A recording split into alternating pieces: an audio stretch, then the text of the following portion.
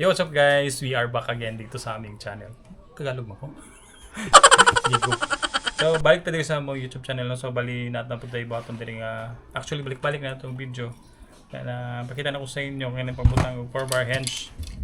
Nga gamit lang ato ang impact drill nga Inco. So, wala na tayo nagagamit og kanang corded nga mga drill. No? So, most of our corded drill is ginahatag na nato sa mga kaparentihan, and then others are nagbilin ta og mga pipila lang siguro ka mga corded nga tools para in the future basin og kanang mga guba ni. Pero so far taud-taud ni sa ako kining atong mga Inco nga mga power tool, especially this impact drill unya katupong mga katong compact nga drill gihapon na napuntay kining cordless nga angle grinder. So far akong namatigdan is durable kayo siya, no. Kumbaga I recommend this one sa mga susama na ako nga mga installer or fabricators sa kining glass. This is a very good investment kumbaga nga power tool kay aside sa dugay maguba, or actually wala pa ko naguban og mga battery pack sa kining Inco.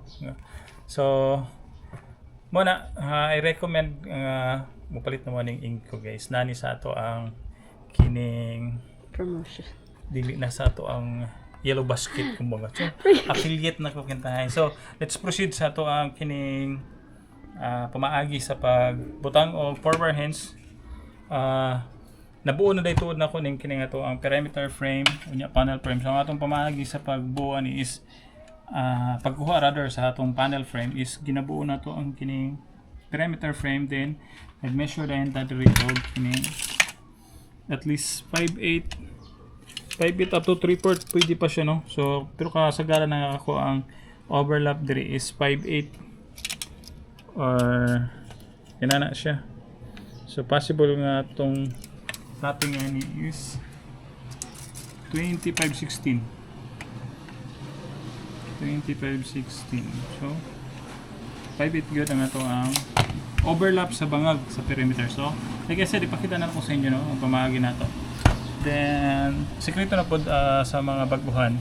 So para mas nindot o abre nga to ang kining awning window, i-make sure lang 0-0 ang atong pagka 45 para pasada siya tanawon. And then good thing about this, kideday atong gigamit nga series is 38 series sa awning window. So wala natin nagagamit o kining traditional kay dali siya matangtang. Disclaimer guys, so natamo pa dayon kining ato ang gibuhat diri is based rin sa ato ang experience, no, at the same time sa ato ang mga previous nga ginatrabaho. So atong gigamit na diri nga series is kining 38 series sa awning window, and then ang brand niya is Excel. So this is an exclusive brand nga ginabaligya sa Asia Glass.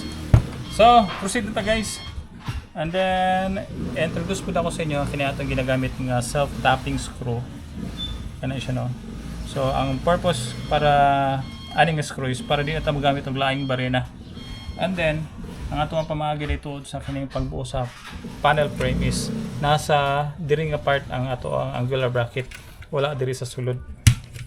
So, ang ako ang objective ani is para makalapos ang screw diri para mas durable siya kayo, no, na siya kahawiran nga bracket sa ilalim. So inani ra atong pamaagi guys sa pagbutang sa 4-bar hinge. To datong gigamit diri is 10 inches nga side open. Excel gihapon ang brand, exclusive brand ni siya, no, sa Asia Glass Palace.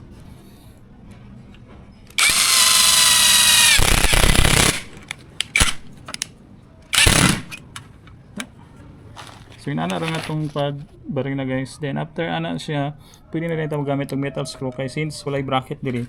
So humok na siya diri nga part. Duot ra ninyo. Iduot. So dili na kinahanglan nga magdaghan og barina, no. So mo ni ang advantage sa kining impact range sa kining Inco. Then syempre balahanin mo siya og kanang screw bit. Mali. So mo ni siya itong available to ni sa Shopee guys, sa ato ang shop. Yes, na kay shop.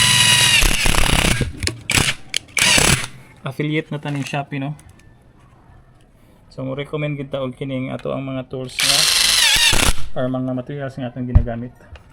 And then after na to siya ma-screw na nito dato pamagi guna na to pagbutang ang former hands sa kining panel frame. Then ayan na to siya isulod sa perimeter.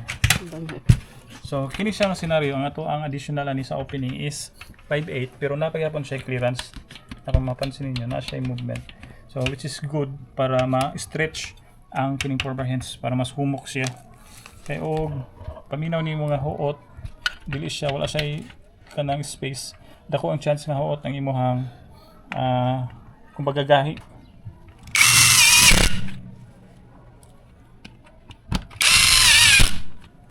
Okay. Oops. Go ka day.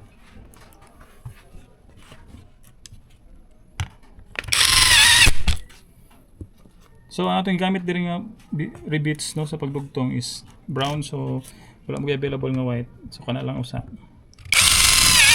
Pero mas mo recommend ko kung sa imong frame po imong blind rivets. So inana ra kadali no. Then try na to close, see? Humok kayo siya. Gadi ka effortless. Then check na to kung ang iyang alignment is insakto na ba. Then kung wala pa gid siya na sentro, adjust na to siya gamay.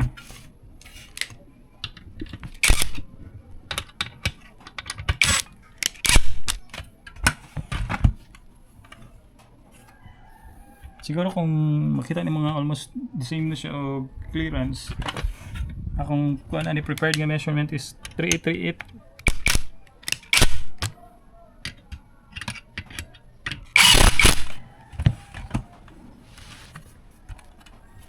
Just dili kamay sa tikas.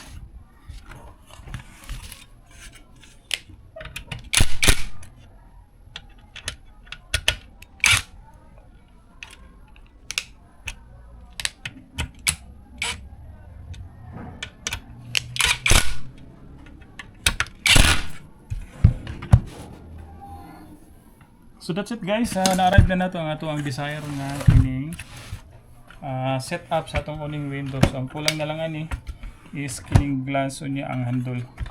Then before that ato sani siyang dugangan og kanang mga screw.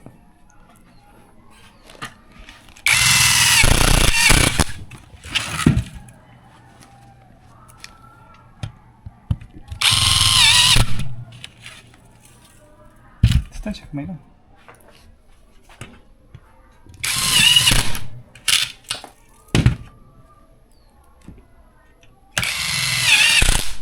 Alright.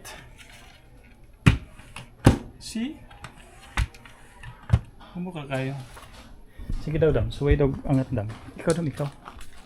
Si madam ang mag-sample of kaya ba niya Brian mo? Against the light man. Sige go.